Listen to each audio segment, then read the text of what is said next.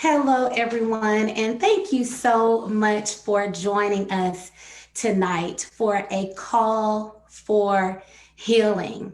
We will be together for the next 3 nights at 8:30 p.m. Eastern Standard Time for a very intentional conversation.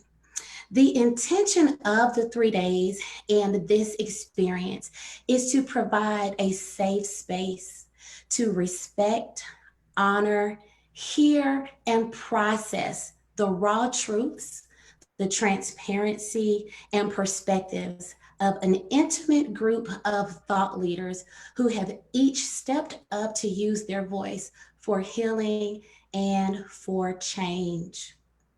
We hope that over the next 3 days that you will continue to have an open heart and an open mind, and that you allow yourself to process something that maybe you had not thought about before, that you allow the seeds from this conversation to awaken you in a way that maybe you weren't even aware of, that was possible in your own journey. I firmly believe that healing cannot happen without honest dialogue. Honest dialogue cannot happen without a safe place to share. And a safe place to share does not come without the tools, without the heart and intention to listen. So tonight, we do ask that you will listen, not judge, that you will listen and process and really go deep within yourself to really decide, what do I believe? Where do I stand? And how can I also be part of change, progression, and healing? Without further ado, we're going to actually provide an overview of the next 3 days, and then we're going to jump over to my fabulous co-host and moderator, Miss Valerie Paul. So just to give you guys just a bit of an overview of what to expect for the next 3 days, we're going to kick off with an overview. And with the overview, we're going to jump in with introductions. These will be really short introductions just to let you know who's in the room, where they're from, and where they reside now. After we do the introductions, we will jump into a very intentional question in which we will receive a roundtable response from everyone in the room. This is very important because it really gives a bit of context on where each person is from, what environment were they raised in, and where this belief system may have started, right? So that's very important. After we do the round table format and kind of get some context of where each person is coming from, we will take a deeper dive into the hearts and minds of each thought leader. And so each thought leader will then have their own concentrated time to share their truths, to share their challenges, and to share any possible solutions or how they are navigating these uncertain but so intentional times and conversations, guys. After that, we will close each evening with a recap from our fabulous co-host and moderator, Miss Valerie Paul, to summarize some of the things that were shared throughout the night. We'll also peep into social media. So if you have questions, if something really resonates with you, please don't hesitate to comment. We ask that you share this out far and wide so that other people can also learn and grow from the perspectives that are shared. And then we'll close. When we close for the evening, we ask that you take some time to process what it is that was shared that day. We were very intentional about making this a 3-day event instead of a full day event because we want you to digest a little bit tonight, sleep on it, process it, and come back with us tomorrow. Same place and same time. So without further ado, we're going to jump in with our introduction. So for those of you who don't know, my name is Tiara Destiny Reed. I am the president of TDR Brands International and Legacy Publishing Coordinators. I was born in Albany, New York, and I was raised in Decatur, Georgia.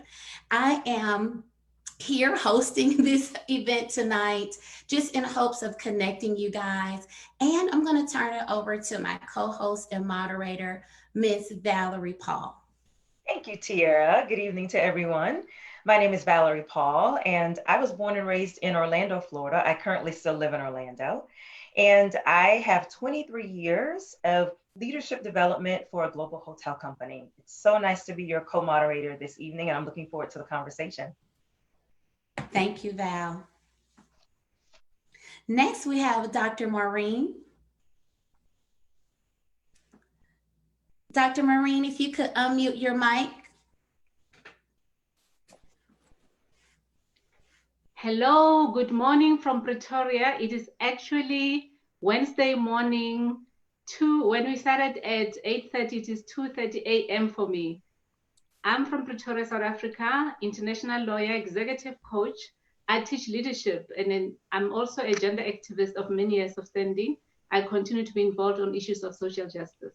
Glad to be here. Thank you so much for having me. Thank you. Good morning, Dr. Tong, and good evening, everybody else. My name is David Steele. I hail from Atlanta, Georgia, which really means Tierra Decatur. And I currently live in Chattanooga, Tennessee, where I work at the University of Tennessee, Chattanooga. Thank you, Dave. Hello, everyone. I'm Monique Russell, and I'm from the beautiful islands of the Bahamas. And that's where I was raised. I live in Atlanta, Georgia, and I am an executive communications coach and consultant. Thank you. Hi, my name is Rebecca Davidson. I was born in New England, raised in Wyoming, and I've lived in Denver, Colorado. So the Rocky Mountains have been my home for most of my life. I am the founder and CEO of GiboCall, and I am a multi-entrepreneur. Thank you, Rebecca. Hello, everyone. My name is LaRoche, also known as Life. I was born and raised in Brooklyn, New York, but I now reside in the great city of Athens, Georgia. I currently teach at the University of Georgia in the School of Social Work, and I'm the executive director of Chess and Community, and is so glad to be here and be amongst this powerful group. Thank you. Good evening, everyone. My name is Lessie Miller. I was born and raised a good chunk of my life in a rural town in Tennessee near Chattanooga. And I now live in San Jose, California. I've been here for about 20 years. I am a designer and a budding author. Thank you, Lessie. Good evening, everyone. My name is Kimberly Jones. I was born in New Jersey, but spent most of my life growing up years in North Carolina. I currently live in Snellville, Georgia, and I am a master life empowerment coach, leading out the helm of Living on Purpose Life and Empowerment Coaching. And I'm also a co-pastor at a church here in the Atlanta area, Prevailing Love Worship and Deliverance Center. Thank you. Good evening, everyone. My name is Leslie Renee Briscoe Andrews, and I grew up in the suburbs of Pittsburgh, Pennsylvania, in a town called Penn Hills. And I currently live in Atlanta, Georgia, and I'm a senior buyer for the Carter's Corporation. Thank you. Hi, my name is Tammy Flynn. I was born, raised, and reside in Milwaukee, Wisconsin. I'm a serial entrepreneur, and I'm a leader and advocate for our Different Abilities community. Thank you guys for having me. Thank you, Tammy. Guys, we're going to jump right in, and we just ask that for the round table that you keep in mind that we are wanting to give everyone a chance to share their perspective. But as I prepared for the conversation, I thought it'd be very important to really know from what perspective you stand and what is your reality as it pertains to racism, social injustice, and inequality. So my opening question for each of you tonight is to please share your reality as it pertains to racism. Share with us a specific memory or example encounter with racism, whether you were the recipient of racism, or if you are so bold and transparent to share how you have displayed racism, if you could share that. And if you could also share how you are navigating the conversations now as it pertains to racism and social injustice. Dr. Maureen, we're going to start with you. Thank you so much. I was born in the 70s, South Africa. That was the time before 1990, before Nelson Mandela was released from prison. I therefore lived much of my youth in actual apartheid when it was still law. I personally experienced it through housing, where my family could live, where I could go for schooling. All aspects of my life were in my younger years really the absolute experience of racism, and that's been my life. 1990, I went to university, and that is the year Nelson Mandela was released from prison. Upon arrival at campus, I became a student activist with the student liberation movement that was very active on campus, and I continue to be involved in activism since that time. So the only difference that has happened, therefore, is that since 1990 in South Africa to now, we now have, from 1994 at least, after the elections, is that we now have a Black majority government in South Africa that has political power, but there is no economic ability and economic power for fellow Africans. So we continue, much as formal apartheid has come to an end and institutionalized racism has come to an end, socially, we continue to live the legacy of racism. There are too many examples I could continue, I could quote if you want me to. But I would say much more so now, the experience has a lot to do with the intersectionality between racism and sexism, because much as we can say formal racism has ended in South Africa, women and Black women in particular continue to experience inequality on so many levels. So yeah, and there had been quite a lot of debate in South Africa from 1994 about whether or not in post-apartheid South Africa, all women should have the same opportunities, equal opportunities, affirmative action, which is now the formal policy of government in South Africa, and whether or not white women needed to be included. And that is a debate that continues. So in terms of affirmative action, all women are entitled to positive discrimination, but you can imagine that African women are especially experiencing racism, continue to do so, and sexism. Such is my life. Awesome. Thank you so much for sharing. Thank you so much for sharing. Dave? Guys, and don't forget to unmute your mics. Good evening. I will share just a few quick anecdotes that I think give a little bit of perspective, but just the tip of the iceberg of what I think brings us to where we are this evening. One of the topics I teach here at the university is political science. I have a lifelong interest in politics, both practical and theoretical. And the person I always point to as a reason for that is my paternal grandfather, whose name I carry. One of my idols, one of my heroes, and the first person who really engaged me in politics. And I remember when I was 6 years old, asking him if he thought we would ever have a Black president. And he said no. And that caught me off guard. And as a 6-year-old, I said, "Why, Grandpa?" And he said, "Because no Black man will ever be smart enough." And at that age, that felt to me horribly wrong.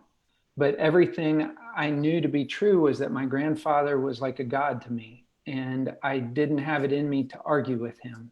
But those words have stuck with me for a long time. Then fast forward to the 7th grade, I was an elementary school student in Decatur, Georgia, and some friends of mine and I went to Washington, D.C. on a school safety patrol trip. And there were 3 of us that were sharing a hotel room. I was the only white boy in my class, so my 2 classmates were Black. And my assumption was that we would flip a coin to decide who shared the double bed and who got the single bed. And I was mortified to realize my classmates assumed that there was no reason I would have to share a bed with one of them. And I realized how they had internalized a system of inequity. And the last example I'll share is kind of bizarre. It's from a trip that my wife and I made to Italy several years ago. And we were in a small town in the middle of Italy, and I was trying to make friends with our server. And I said, "Are you from around here?" And she looked at me and said, "Aren't you from America?" And I said, "Yes." And she said, and this was all in broken Italian and English combined. And she said, "Well, you should know that I'm not from around here." And back and forth, we communicate somehow. And she pointed out to me that I should have noticed that she was not so smart and not a very good server, and that her skin was dark. And I should have known that she was from the south of Italy and not from around there. And so I realized that that notion of racial supremacy had even been communicated somehow to Italy, and that she assumed that I, as a white American, would have that same bias. And I know there's more for us to talk about this later, but those are some examples to me of the ways that I think racism has kind of followed me through. And there are too many examples I can give of how I perpetuated it. Thank you so much for sharing, Dave. Monique? And guys, if we could keep it to 3 minutes, because we're going to jump in and hear from each of you individually as well. Monique? Sure.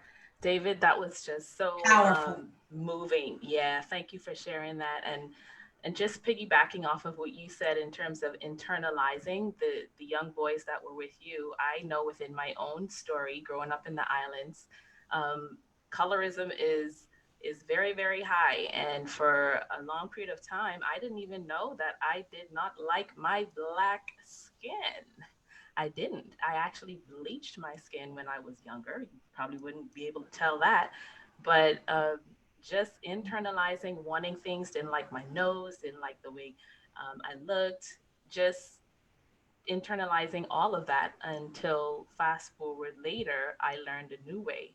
And when I think about racism, I went off to school, leaving from the Bahamas and going to Minnesota. I feel like I was fortunate enough to learn that race was just a construct, that it was something made up, that it was based on wealth and power and greed. And I feel fortunate to have been exposed to that when I was doing studies in college, which actually led me to South Africa, Dr. Maureen. We'll talk about that later. But I felt blessed to be exposed to it, because when I had my kids, I have 2 boys, and the oldest one will be 20 this year. I decided that I was going to brainwash them first.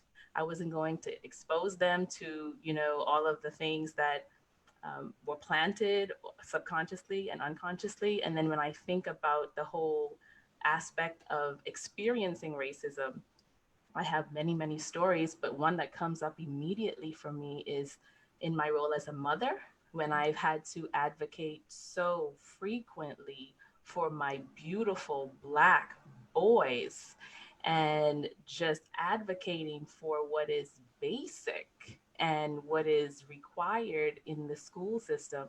I've had conversations where I advocated for my eldest son just to be recognized when he was at the top of his class, the youngest at the top of his class. And I'll never forget, he won a spelling bee and he did not get that recognition.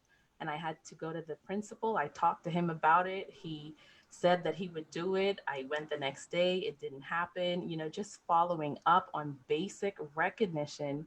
And finally, about a month later, it was announced over the PA system when he was coming out, when I was picking him up from school. And just the feeling that the pep in his step when he came to the car, he was like, "They called my name." And, the teachers on the way were congratulating him. And I'm like, why would you do that? Why would you withhold something that is basic from a child? So I have many, many stories. The parts that are most painful for me are in the education system. I have over 4,000 volunteer hours advocating for my kids and other kids. Thank you so much, Monique. Thank you for sharing that. Thank you. You're welcome. I'm Rebecca, and I am a straight passing white woman. I was in a same-sex relationship for 17 years. I have the ability to fit in, and I understand that that's not a privilege everyone has. And even saying fit in, it's pass as white, pass as part of the norm. I didn't actually meet a person of color or a Black person until I was double digits. Andre Richardson's family moved into town when I was in junior high, and I thought he was a wonderful boy. And my father let me know that he wasn't a boy for me. I grew up in an all-white community. My mom lobbied for the Equal Rights Amendment on Congress in the 1970s when I was a child. So feminism and women's rights have always been a part of my drive. Equality, equity is a new word to me. And it's a word that I find very intriguing. Equality assumes that we're all equal, and equity actually appreciates us for our differences. And so I've been on a journey of educating myself for many, many years. Melissa Harris Perry on MSNBC was the first person to introduce me to systemic racism. And really, I do believe that until we're all free, no one is free. And I didn't know until just before the 2016 election that I had privilege. I was not familiar with the term white privilege. I was not familiar with, I wasn't familiar with the freedom that I have in the world. And I've been very fascinated to watch the kaleidoscope lens tilt so quickly for my white brothers and sisters over the last, several weeks. And I'm glad I began to educate myself earlier, just so that I wasn't quite as overwhelmed as I see so many people in our society right now by the events. I understand my white people are surprised. Thank you so much, Thank you. Rebecca. Interesting commentary. I'll wait until we come back to your feature highlight, but thank you so much. Next, we have Lem. Okay. Well, growing up, I grew up in Brooklyn, New York, and it was a extremely diverse background.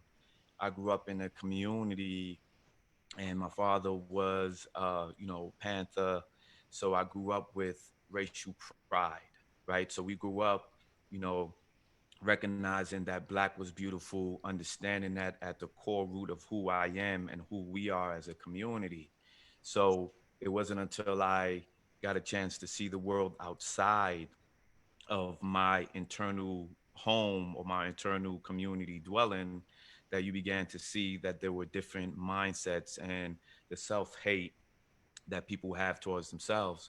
But I understand growing up, I know what it's like to be pulled over in a vehicle with my grandfather, to be pulled over in a vehicle with my father, to be pulled over in a vehicle when I'm by myself, and now to be pulled over in a vehicle with my son, right? And at that time, nobody ran no light. It was always that same officer with the same look, with that same eye that had his or her internal issues that was being projected onto us. So moving from New York to the South, I can remember like I wanted, Dukes of Hazzard, all of our programming. I remember wanting that cool thing that was on top of the car. When I get my car, I'm going to put that on top of it, not understanding the Confederate flag, not understanding a lot of the deep racial history. So even though I grew up with that sense of pride, stepping outside, I was able to really digest American history and the core of its ugliness and the core of its racial ideologies that come with whiteness. that comes with creating this race construct. So the work I do now at the University of Georgia, and even with the kids, is to help to kind of deconstruct that, to help people recognize that more than an individual being programmed with this racial ideology, let's look at the system that supports that, that reinforces that. And I believe that's where we're seeing the changes going on in the world now. Thank you. Thank you very much. Powerful. Leslie? I had a really pretty traditional Southern upbringing. I grew up in a very rural town. I grew up in an era where schools were not segregated. And while we did go to school with other Black kids, we didn't mix. And I would say that, you know, that racism was really all around me. Some of it was overt, some of it was quiet. And, you know, when in the time that I was growing up, it became very unpopular for white people to talk about race post-civil rights movement. So being that Southerners are very polite, we didn't really openly have dialogue about racism growing up. But I heard words, I heard people talking, and those are the memories that I have of hearing other people say things about a group of people and feeling deep down inside myself that this was wrong, but having zero context for why I felt that way. I had no outside experience other than my Southern experience, but it was something that I talk about a lot with my sister to find out, did you experience the same thing? Did you feel this disconnect of what you were hearing and witnessing and how you were feeling inside of yourself? And she felt the same. We were very, very connected as human beings on this planet. And we shared that same kind of, I guess, internal kind of disconnect on what we were being communicated either quietly and openly and what we were feeling on the inside. And I think that as I moved around the country, my first big move was to New York City. And that was a huge growth for me to step into a whole new world, to see much more open mindsets. Was racism there? Absolutely, it was in New York, but it was not in the way that I saw such oppressive conditions where I grew up. It was in a very different kind of way. Mm-hmm. And so as I've moved around the country, I kind of think that my experience have been almost a compilation. And it's always been this comparison back to how I grew up and an understanding that it was very, very concentrated where I grew up. And it does exist across the entire country. It just was not as open as I experienced as a child. And it's taken a lot of kind of unwinding myself and really studying and really looking at the thought processes that got embedded in my own DNA as a child. And because what I understand is that those same thought processes were also embedded in the generation before me, my parents and the generation before them. Mm-hmm. So I've been on a real journey, and the journey really sped up at the beginning of this year to really dive in and understand how I was influenced by a racist upbringing and to understand what the concept of white privilege is. I'm really actually very proud to say that my son going through high school knows more about history of things that I never learned in my own education. And his thought processes are so much more evolved than mine ever were up until probably my 40s. He's learning a different way. He had the opportunity to study with a Black history teacher who really showed the real history, not the whitewashed version that I learned growing up. And, you know, I grew up in a place where we romanticized the Old South. and we didn't think anything about it. We never put two and two together that those people that were brought from Africa, not by choice, were people that were enslaved. That was never really discussed growing up. And so I think that now, you know, as I've gotten older and I keep learning and peeling back layers, I understand how deeply rooted this is and how difficult it is to uncover all of that within yourself. But to move forward, to have a more just and equal world, we really have to be willing to step up and ask hard questions of ourselves. Thank you. And it's not fun, but Right. it's necessary. Well, thank you so much. And we will definitely have a chance to delve in a little deeper with you before the 3 days are up. So thank you so much for that. And I definitely jotted down a couple of questions that I would like to ask. So thank you. Next, we have Pastor Kimberly Jones. Yes. So my experience with racism, being raised in North Carolina, originally from New Jersey, raised in North Carolina, spent most of my growing up years there. I think that the message that I received was mainly influenced by family values and by what I heard, the conversations that I heard. And even this whole thing of, you know, even my family being really grounded in their faith, but at the same time, always having this message of, yeah, we're people of faith, but we need to be careful, or you need to be careful, or you need to be aware of the difference, of your difference when you go into school. And so during my school years, especially probably the whole time I was in school, I always was a really, really hard worker. And I always found myself surrounded by friends of different cultural backgrounds because of the things that I was involved in and my work ethic in school.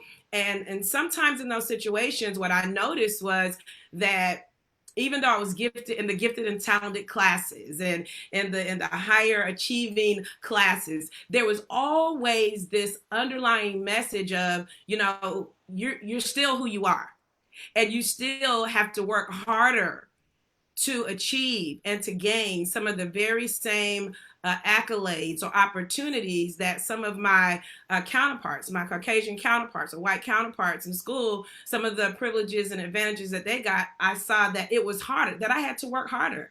And I noticed that. So with seeing that and even having those messages in my ear from my grandmother and my great grandmother that, you know, you got to mind yourself, you got to be careful, you got to work harder. It's very interesting that I have even passed those same messages along to my children, who are all, you know, very successful in their academic pursuits.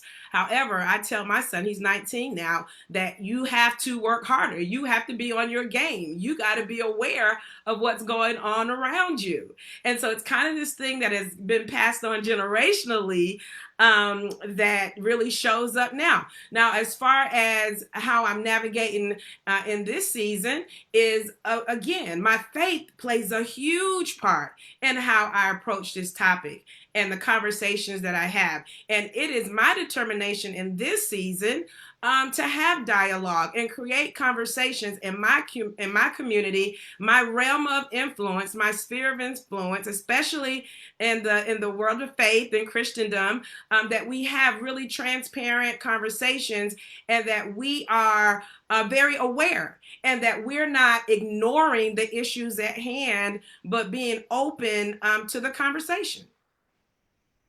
Awesome.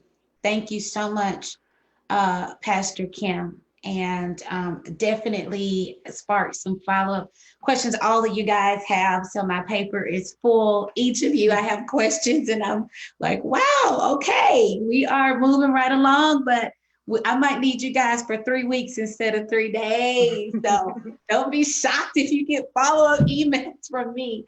Next, we have Leslie Briscoe Andrews. Hello, everyone. I'm really glad to be here. Just listening to everyone, I can relate to a little bit of what everybody is speaking to. I mentioned earlier that I grew up in a suburb of Pittsburgh named Penn Hills. And it was a predominantly white environment or culture. And I was probably in our elementary school, maybe there were 5 of us. So I can remember my first experience, not at the time did I realize it was racism of any type, but I was in the 5th grade and I had 2 friends and we were at recess, and one was a boy, one was a girl. And the boy asked, I wonder if you'd be pretty if you were white.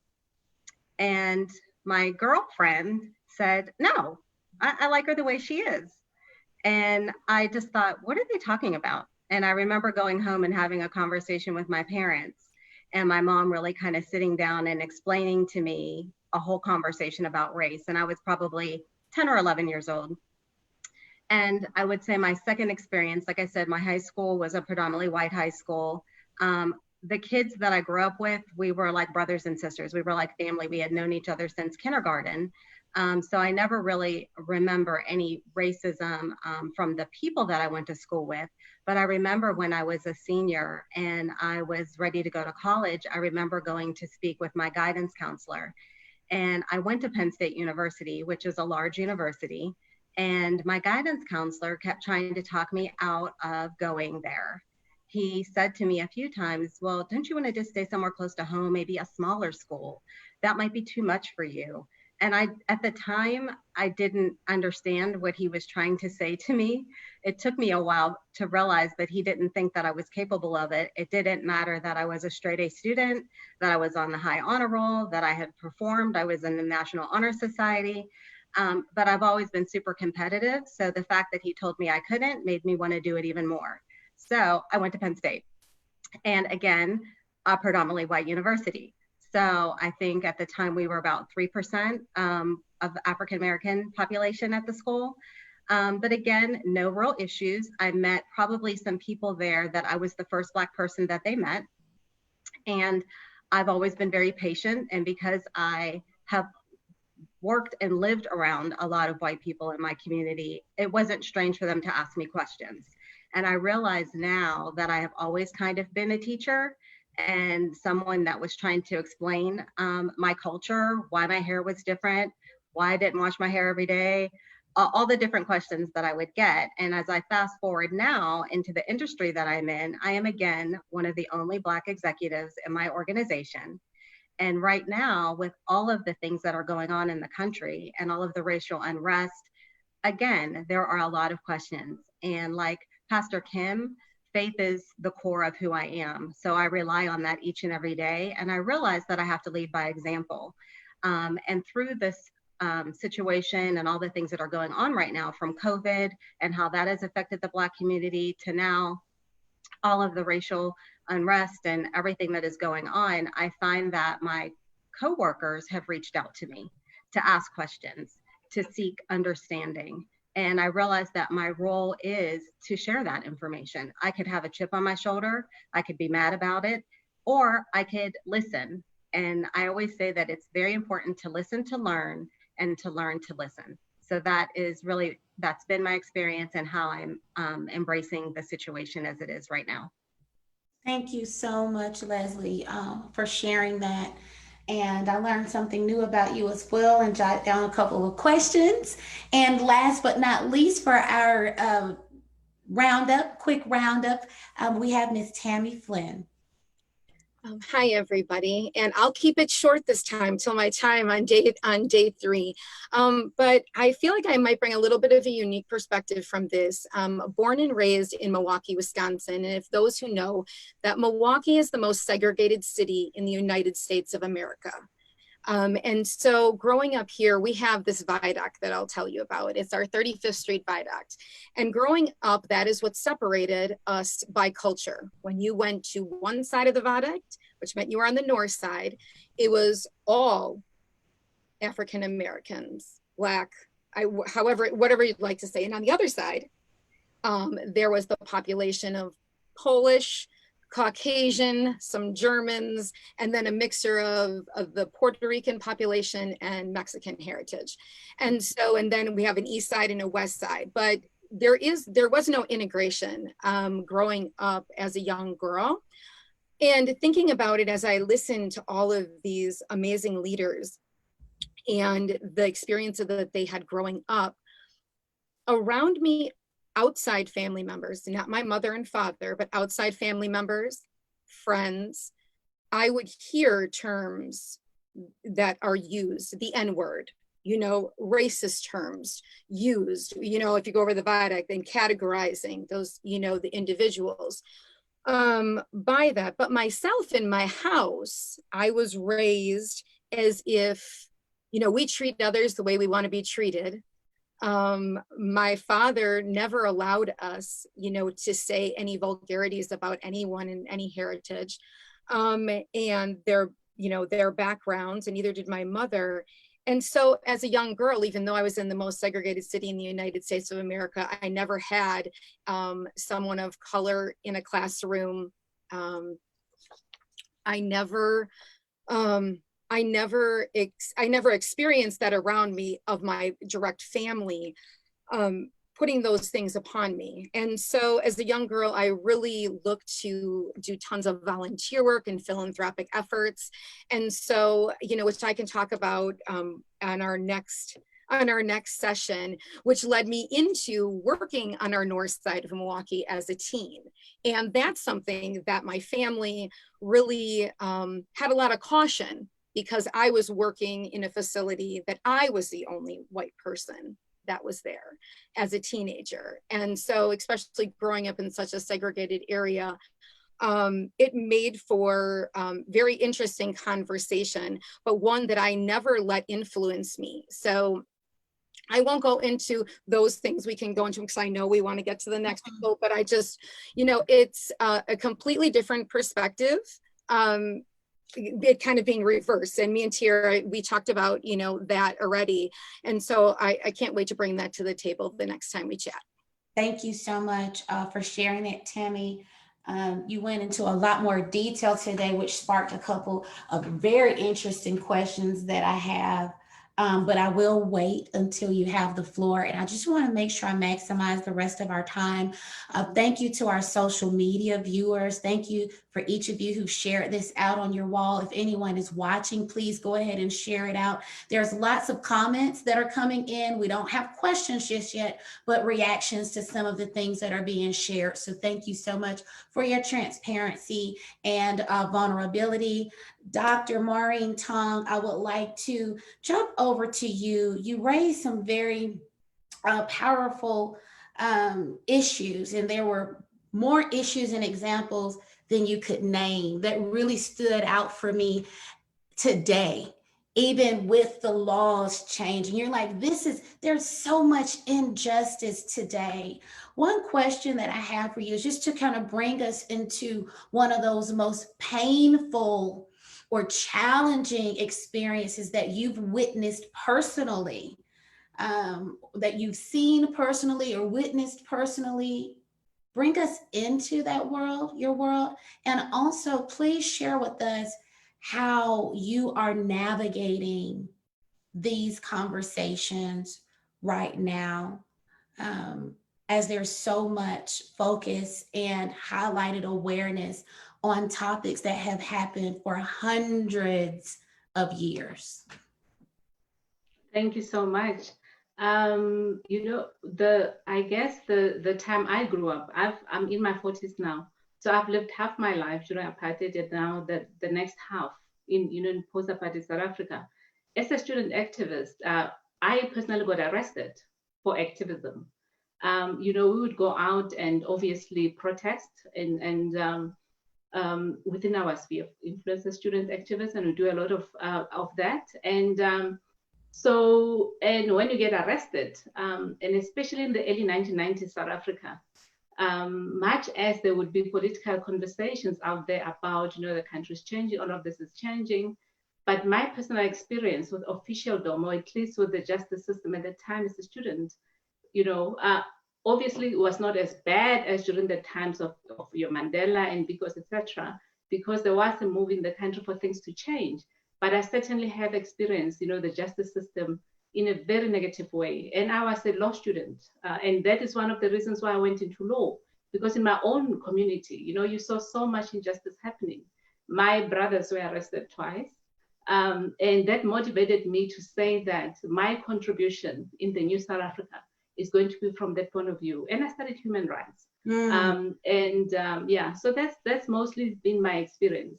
And I would say later now in life, as a professional, as a professional Black woman, and as a coach, I'd say that 80% of my coaching practice is Black women executives. The workplace is a very hostile place, still is in current day South Africa for Black women. It's absolutely a hostile place. You experience classism, you experience racism, you experience gender discrimination. I've had to personally sue twice in a job where I have gone in to establish something from the ground up that didn't exist before, headhunted to go establish a leadership institute, did all the work that was required. At the time when now, I should be confirmed in the position, suddenly I was not good enough. And I knew, for me, that's the most, I think the most recent experience. And it was very clear in the way that everything was handled, that it had to do with two things. First, I was Black and I was a woman. Yeah. And that's another part of the conversation that's happening a lot now within the Black community, because the thing about during the liberation struggle, much as the movement that belonged to the African National Congress has always had the three principles of non-racialism, non-sexism, and equality as the fundamental values, but the extent to which gender continues to be a problem within the Black community, the extent to which Black women still experience racism and sexism is one of the things that really need attention. And you just have to read the headlines about the very high level of gender-based violence that happens in South Africa, as recent as yesterday. And as far as racism is concerned, as recent as Monday, 22 June, 2 days ago, I was speaking at a panel. I'm president of the Professional Speakers Association of Southern Africa, president for the Pretoria chapter. Even within the professional association, we are having to deal with the issues of equality and inclusion. We're still dealing with with questions like, how is it possible that in June 2020, South Africa, you can still have situations where even in a professional association, you can have speakers being 80% white male. And what are the opportunities for women? Do we need to now go and organize separately, first as women generally, but also as Black people? So, it continues to be a very intractable issue. In terms of how I deal with it myself, in terms of my own work, I continue to be an activist in many ways. I teach leadership, diversity, and inclusion at business school. And through that work, I get to deal with this a lot. I established the Leadership Institute that I talked about earlier. And I liked what Len said earlier, growing with Black pride and all of that. When I did that at the Mbeki Leadership Institute, the central ideology, if I could even say that underlies that work is about Black Renaissance, African Renaissance, the whole notion about us as Africans taking pride in being Black, taking pride in being African. So that's really the underlying theme of that work. So, and I continue to be associated with the Institute, although I don't work there full time anymore. As a student, I did street law. It was about taking the law to the underprivileged and poor communities surrounding the university. And there as well, it was a lot of activism, work to say that if I can use law to empower communities, to empower Black communities. And at that time, the system of racism was far more crude, I would say, in South Africa. And so I continue to do that. I am a member of the Young Women Business Network, unashamedly Black women-owned financial cooperative. I think you call them credit unions in America. So we've established a credit union, and we made a decision to say, it's one thing to talk about gender equality and do all of that, but we need to take agency and therefore do economic empowerment for women. So we established this credit union, and the intention is very clear. Our founding articles are, at all times, the credit union will always have more than 70% Black women, and we don't apologize about that. and we're applying for a mutual banking license, a commercial banking license. And so that's the work we do. So there is so much that still needs doing, but also what happened with what young Black women like myself who were at university in the early 1990s, right at the turn of apartheid. If you were inclined and you had the activism in you, you were thrust immediately to so many things to do, and there's so much that still continues needing to be done. I've worked for the United Nations, whether full-time or part-time. South Africa hosted the United Nations World Conference Against Racism in 2001. I was barely out of law school, and I had the responsibility, because I would be inclined, into activism and believing social justice, the need to deal with racism and all of that, into the organizing committee of that. And quite recently, we've been having a conversation that says, 20 years later, how far? What has happened? Is there something we can show for the intentions and the actions that were taken at the international level, with South Africa being the leader, but also for South Africa as a country? We have a long way to go. And so I get to be involved in so many different things. And I think it has a lot to do also with, the time I was born and the time that I am living through, and my own personal experience, but also my intention to be involved in social justice. Right. Powerful, Dr. Maureen. And you know what? Instead of rushing Dave, I'm not going to do that. I want to follow up with a question. And we have so much to process tonight. We're going to jump in tomorrow with the highlights so that everyone will have a fair amount of time. It feels right to me. You all, I have a good sense of how much time you need to really share. And you said something that really stood out when you began your conversation. You said, I'm, without shame, without apology, an activist. I was arrested. I protested. There's a lot of dialogue and conversation about the protest, about the riots, about violence. Where do you stand when you really think about that? Are you peaceful protests? Are you pro riots? Where do you stand when you think about that conversation? Yeah, and I followed, obviously, because of my own personal experience as a student activist at the time, and the recent protests that happened in the United States. I follow them very closely. Obviously, I feel very connected, and also because I know you, and I know the One Woman Heal. I know Pastor Kim, so I had a very personal connection, if you like, to wonder how you're doing. So I was very interested, and I follow the protests very, very closely. I, like Pastor Kim, come from a very strongly religious background. And my religious teaching would steer me towards nonviolence by its nature. That's the value system I grew up in, and that's the value system that I continue to embrace. So I would straight out say I'm a nonviolent protester, if I could say that. But at the same time, I've come to appreciate it and understand, because I got arrested. I got arrested for for activism as a student activist. And I do understand that sometimes you can have, and we've had that personal experience.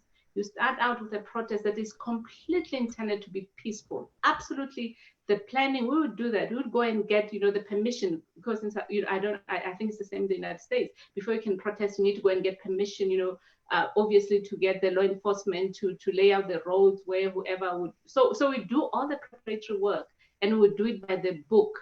We would be planning that this is intended to be a peaceful protest, but things happen. So much as I would say very clearly I'm a peaceful protester, but I do understand that a protest that can be planned, meticulously planned to be a peaceful protest can end up being otherwise. Because there are so many variables. There are so many variables when the actual protest is taking place. There are issues about how the police, the law enforcement officers interact with the protesters. There are issues about when you're an organizer, you're not always in touch with, you're not always able to control the behavior of all the people that are in the protest. So so wow. That's really my reaction to that. Thank you. Thank you so much for sharing that.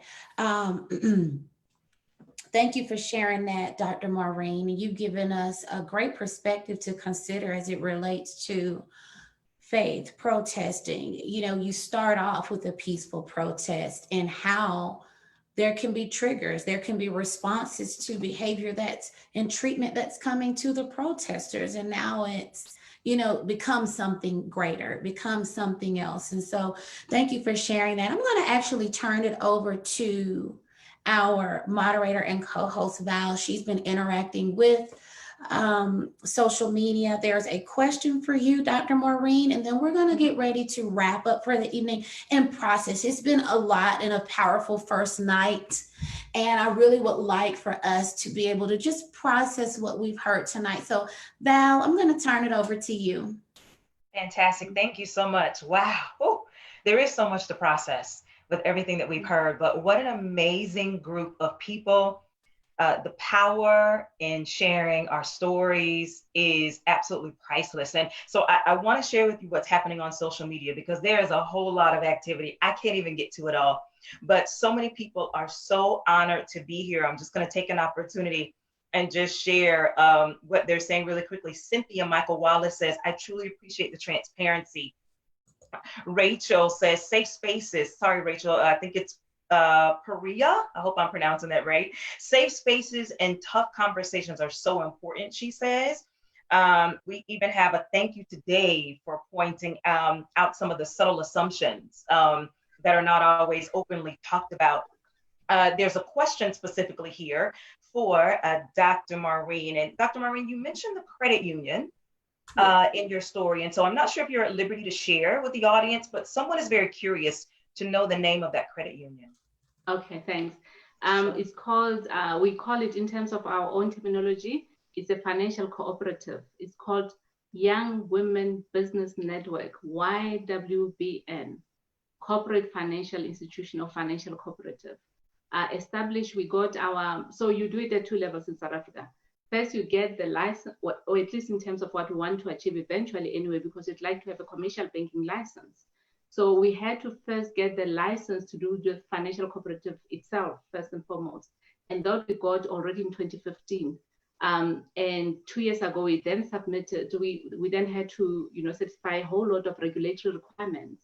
And once we had achieved that, in June, almost to the day, in June 2018, we then submitted our application to the South African Reserve Bank in order to apply for a commercial banking license. So that's the point where we are at now. And like I said from the beginning, we don't apologize. This is intended to be a Black women-owned future commercial bank. Powerful, powerful. Thank you so much. Val, we're going to keep it going with you. That's just powerful. And I love that someone asked that question, because it just shows the intentionality of those watching and saying, wow, what action can I take? That sounds like something that, supports legacy and economic growth, right? So Val, are there any supporters out there that we can call out, just thank them for watching? And Val, we want to hear your highlights for the night as we get ready to close. Oh, wow. Okay, great. Listen, the loves are just flowing in. It is just amazing. So Evangeline Hardaway, she says, this is absolutely amazing. We got an amen from Miss Chika Amuzaga. So yeah, she's in agreement with all of what's being said. We hear from Nicole Chareta. She says, this is awesome. And again, we keep hearing very good points from Rachel. Nicole again says, true. Michael Sharp says, thanks so much for this invite.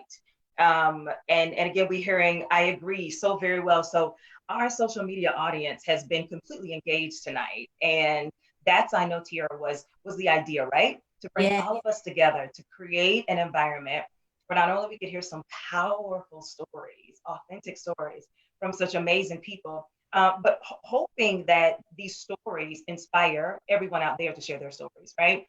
The three things that I took away from all that, now it wasn't just three things, let me say that, but the three things that I will share is specifically about stories. Stories have purpose, stories have pain, and stories have power. Yeah. And what I want to encourage everyone who's out there listening is to cultivate the courage to share your story. because the stories have such healing power. Because, you know, we're all in this thing called life together, right? And there's really very little to nothing new under the sun. And so someone has probably experienced something very similar that you have or I have. And so when we're open to be vulnerable, when we're open to share, that's when the world can really start to heal, right? I love what was said earlier, and I'm probably going to get this wrong, so please don't be upset with me, Leslie, but I believe you said it's important to listen to learn, not learn to listen. I hope I got that right.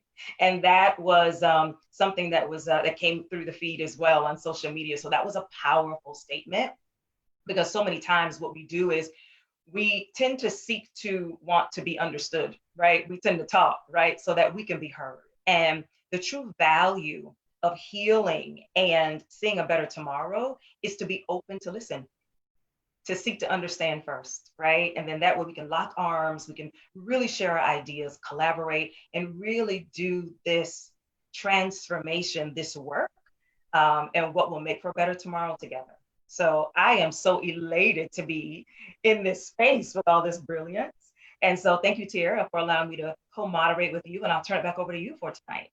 Thank you so much. And I just want to thank everyone for your transparency tonight.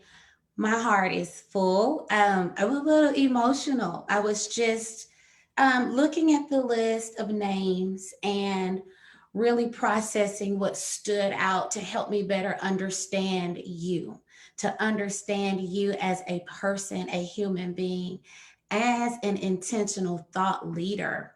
What that means to me is someone who's intentional, someone that is not just existing, right?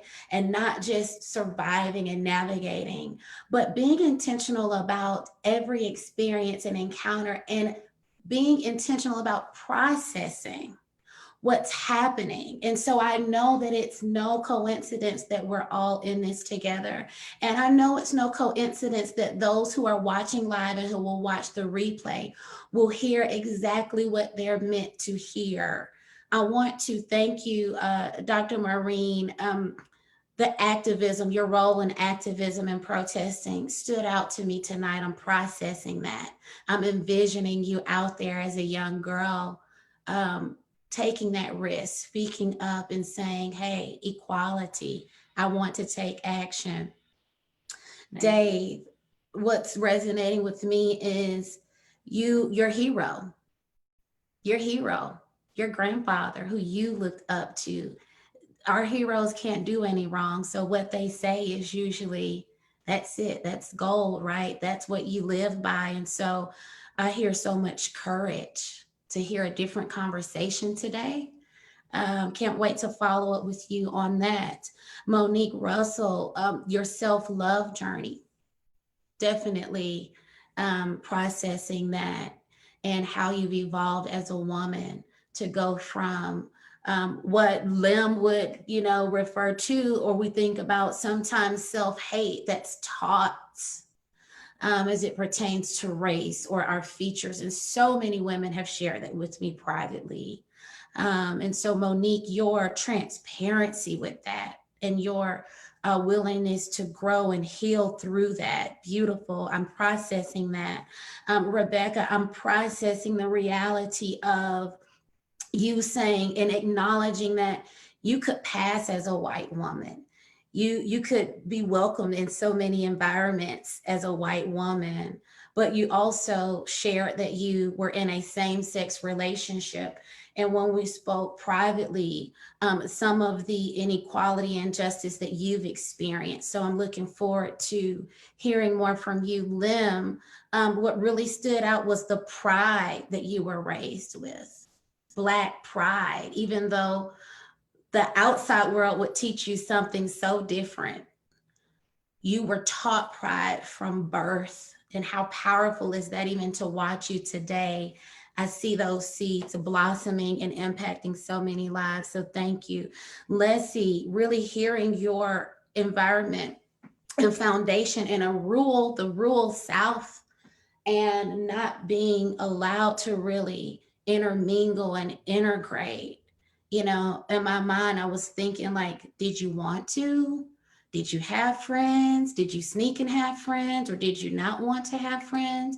Did you buy into it? And then when did that start to change, right? So I have so many questions going through my mind. Pastor Kim, same thing. When I think about you and faith and working so hard and needing to work 3 times as hard, right? That being ingrained in you. And I still see that today. We've worked together on so many different projects. We've traveled to South Africa together. And one thing about Pastor Kim, if you guys have not interacted with her, she is right there, front line, up all night, burn the oil, whatever it's going to take to get it done. But to know that some of that maybe came from the upbringing of that you really don't have a choice. And so for me, what's going through my mind is, what does the self-care look like to balance this out if we're taught this and if it's required, you know, as high achieving women? So you have me really thinking about that. Leslie, you know, we're so close, and sometimes you think you know so much about a person, but just to really hear that, I'd never heard that before.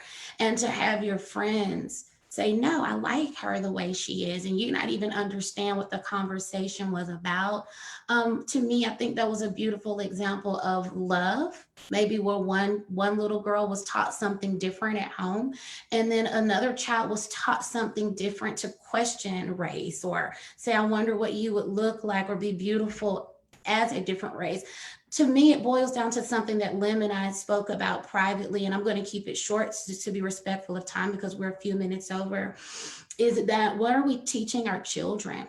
You know, and Dave really talked about changing his legacy through what he's teaching his children, although his hero taught him something completely different. He's making a conscious choice.